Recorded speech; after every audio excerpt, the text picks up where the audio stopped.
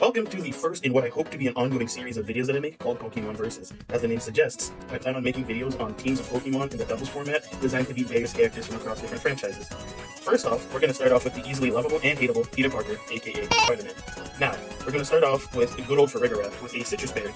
Now, based on what I know about the Spider Sense and priority moves and the Spider Sense's general inconsistency, I assume it's relatively safe to say that they function about the same, and that's where Farigiraf's ability, Armor Tail, comes in. This ability stops all priority moves, which should either weaken or outright negate the Spider Sense in some way, shape, or form. Its other moves are going to be Protect for general durability, Trick Room, which causes the faster opponent to move slower and the slower opponent to move faster, Reflect to lower physical damage on my team's end overall, and Confusion for a little bit of damage, and Pray that the secondary effect, which is to cause confusion, which messes up your senses and causes you to hurt yourself, kicks in.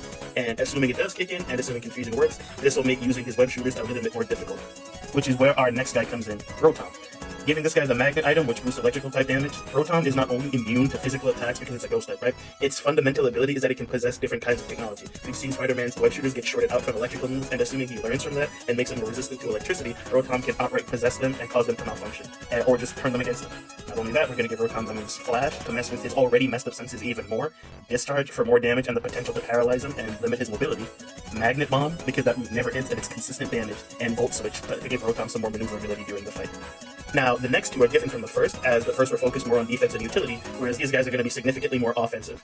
Machamp, insane amount of physical power, right? It's already a powerhouse in and of itself, capable of punching down mountains. We're going to give it the ability Guts, which boosts damage if the Pokemon has a status effect on them, and we're going to give him the item Flame War, which guarantees that it gets burnt, activating Guts. Now, we're going to give him the moves Facade, because Facade does more damage if it has a status inflicted, and the Guts boost, so that's a lot of damage.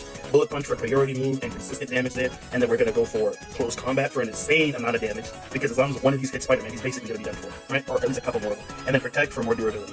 And last but not least, we're going to go with Dredigan.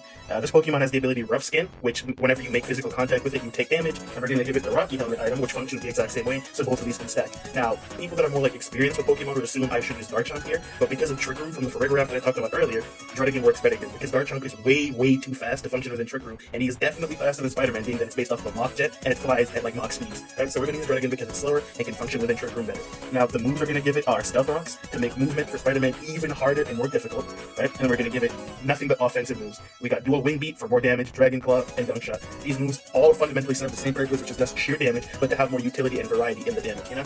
And I think that's it, yeah. Do you think this scheme works, or can you come up with something better? You know, just let me know in the comments what you think.